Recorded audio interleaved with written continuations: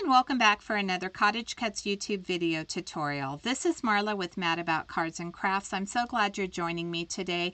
I'm going to share this beautiful card featuring products from the new fall release that's available now in the Scrap and Cottage. I'll have all of the products linked, including this fall barrel. As you can see, it comes with a sunflower, a vine, and the barrel. We also have this rustic fall wagon wheel, which is just beautiful. And finally, I will be including one of the pumpkins, the smallest one from the Harvest Pumpkins, and I'll be using that little sunflower.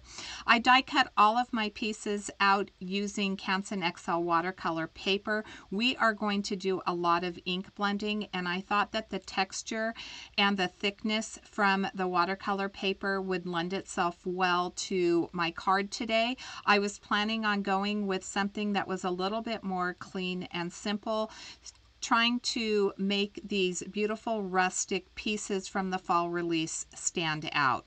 I'm starting with Gathered Twigs Distress ink. All of the inks that I'm using are distress inks. They are more vibrant. They do not have the chalky pigment that the distress inks do, so the colors tend to be a little more vibrant when they layer up together.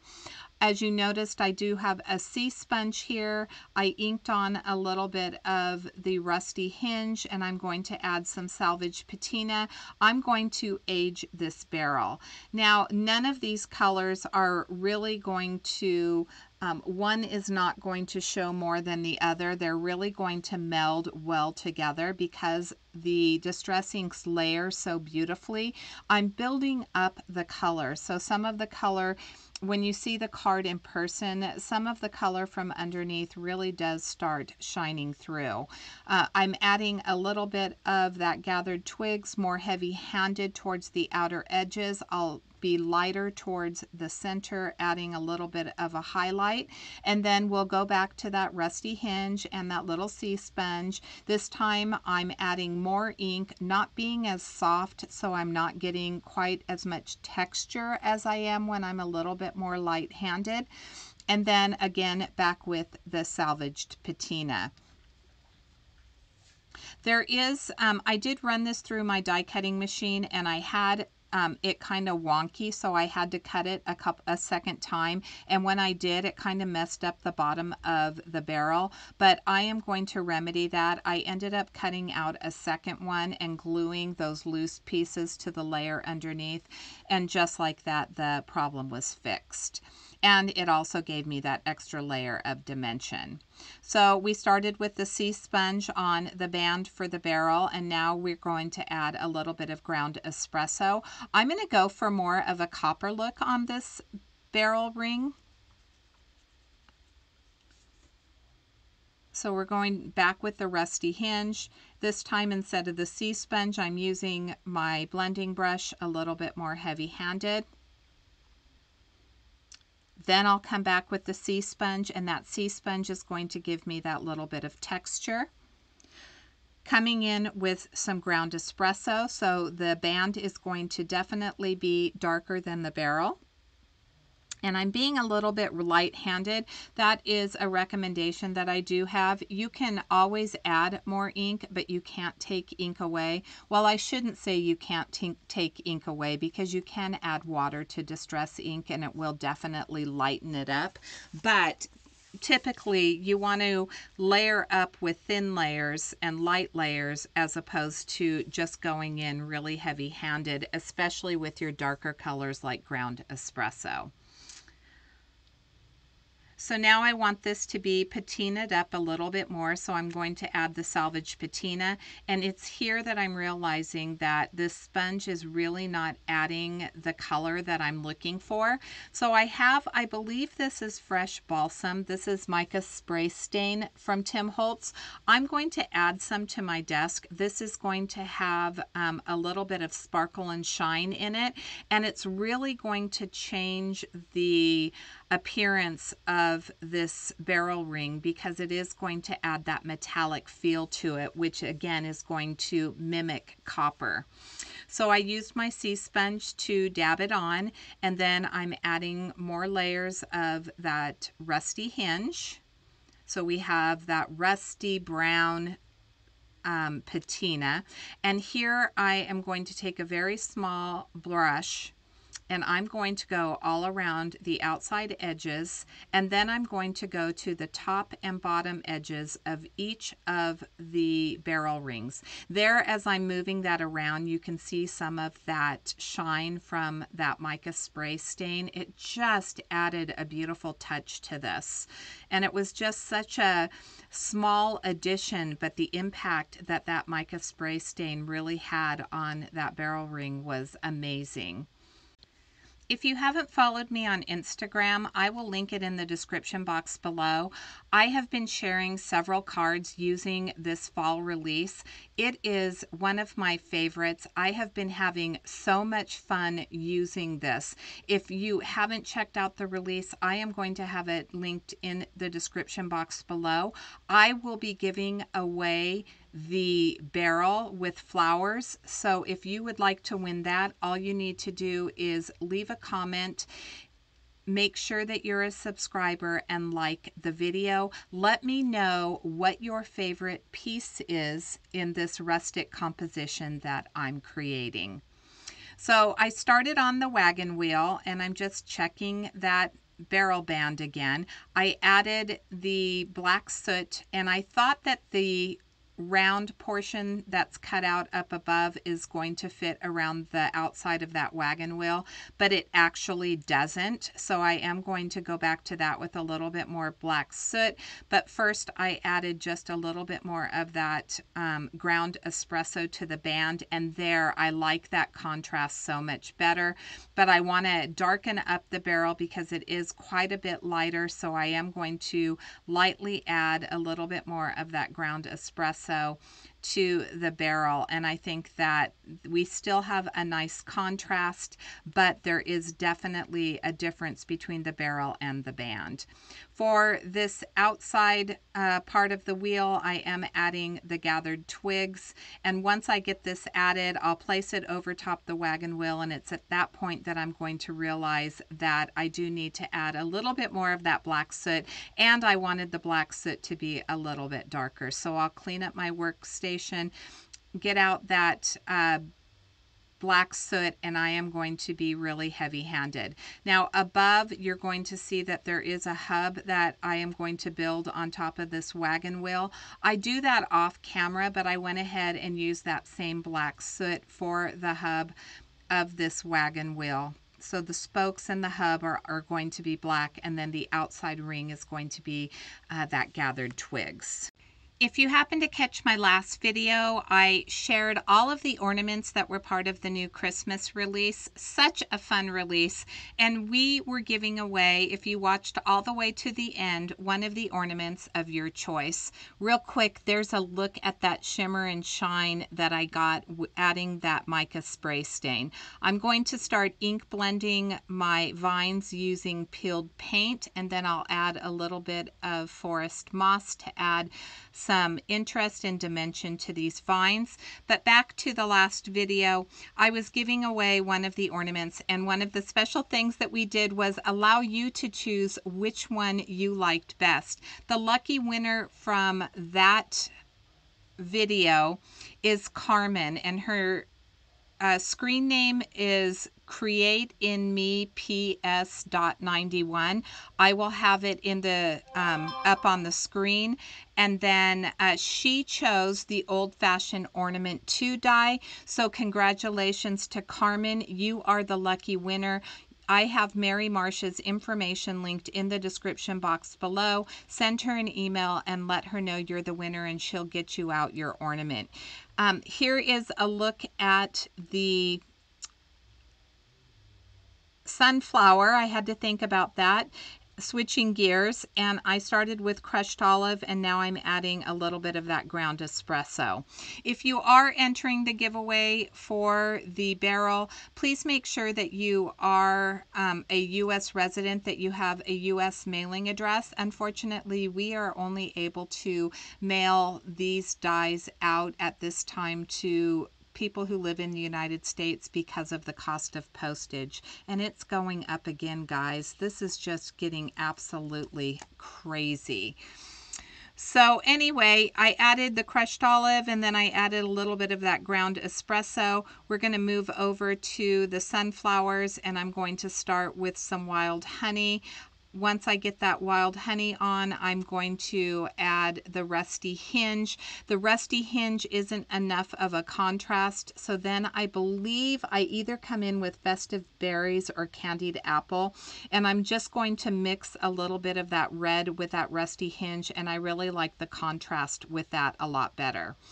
I don't know what I was thinking when I was putting these together, but you see those little dots that are up on my desk to the left and the right of this little mat. They I thought those were the centers of the flowers, and then I went back to the paper that I die cut from and I found the actual centers for this. So I am going to off camera, when I put these together, I'm going to use those little dots, and then off camera I end up changing them out to the correct ones. So here's where I'm adding that little bit of ink, and then I'm going to add it to the bottom. There's 2 half flowers, and I'm right there, just add it to the bottom portion, and then I'll come back in with that rusty hinge, or no, I'm going to add a little bit of the gathered twigs to the centers of what I think are the centers of the flowers, and I just used the gathered twigs on the correct piece. All right, here's our pumpkin. I went ahead and colored it with some antique linen. I didn't need that detail that I tried to add to the bottom layer because I forgot that this top layer is going to cover it up. But I did go around the edges using some gathered twigs. I'm going to add some foam tape to get a little bit of dimension, and then we're going to add this over the top. I did color up the vines using some rustic wilderness, and then I think I added a little bit of forest moss to this. So this is the vine, and then finally we're going to have the leaf, and we're going to start building our card. I wanted to go with something that was clean and simple because I thought that these elements were so rustic and just so elegant on their own that I didn't want to distract from them.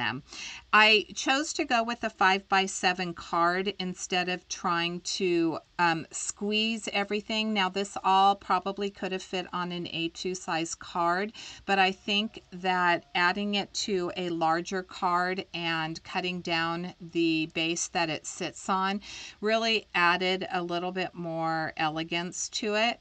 So this is a watercolor cardstock, and I started with peacock feathers, again distress ink, and I'm just doing a little bit of ink smushing.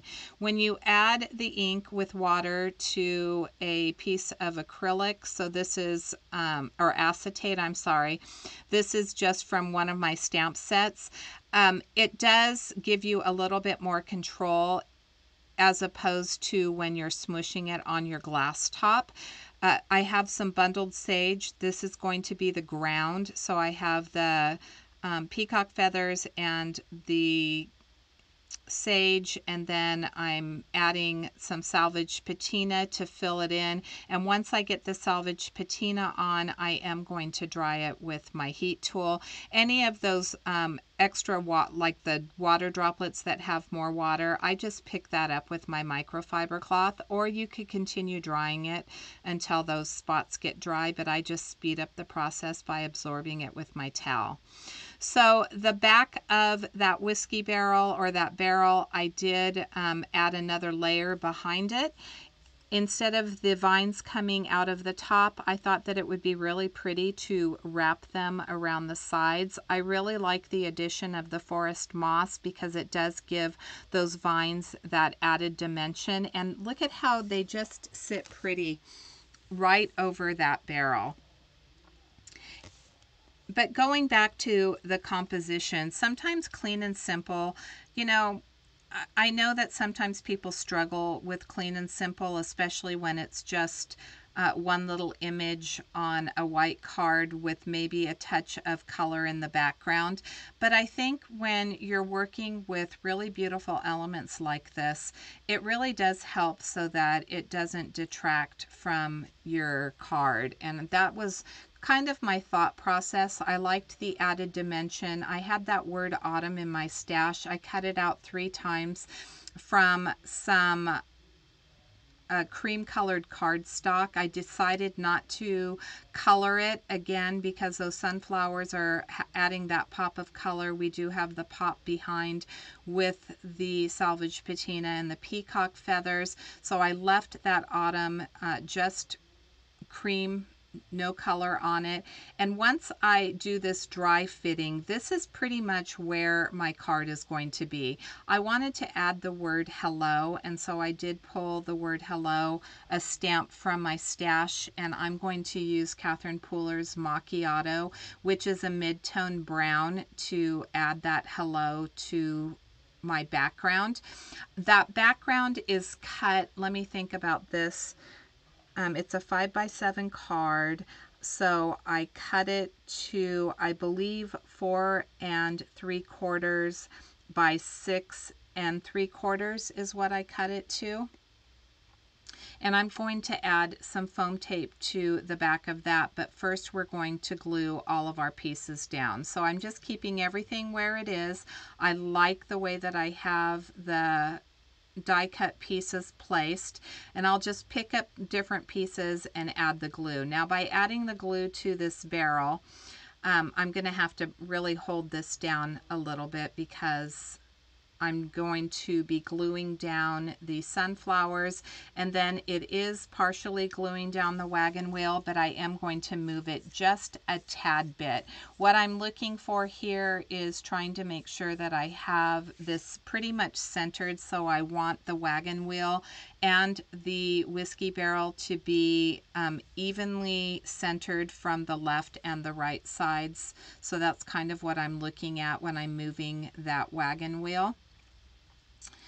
And then I will add a little bit of foam tape to the bottom of the pumpkin only, and that's because it's going to sit over that wagon wheel, which is going to raise the top part up, and then the foam tape will help keep that even. And then, I don't know, I struggled with getting that pumpkin straight. I don't know what that issue was. You can see that I did color up the sunflower, but for mine, I added salvage patina and the peacock feathers, tying in the ink smushing that I did. I will add some glue to the back of the word autumn. It's such a delicate die piece. I want to make sure that that glue does not ooze out the sides, so I did tap it onto my microfiber cloth. And now I'm just going to work on making sure that it is placed high enough above the wagon wheel that it's not getting hidden there, and I don't want it covered by the sunflowers. I'm okay covering up one of the sunflowers, that half sunflower, with the sentiment, but I don't want it too far over to the left. And once I get that in place, I'm going to add just a little bit more glue to the areas that weren't sticking. So here's where we added the foam tape. I have a 5x7 cream colored card base. It matched my watercolor panel perfectly.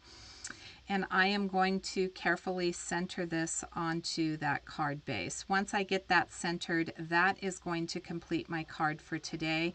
So I hope that you enjoyed this demonstration of these new products that are available now in the Scrap and Cottage.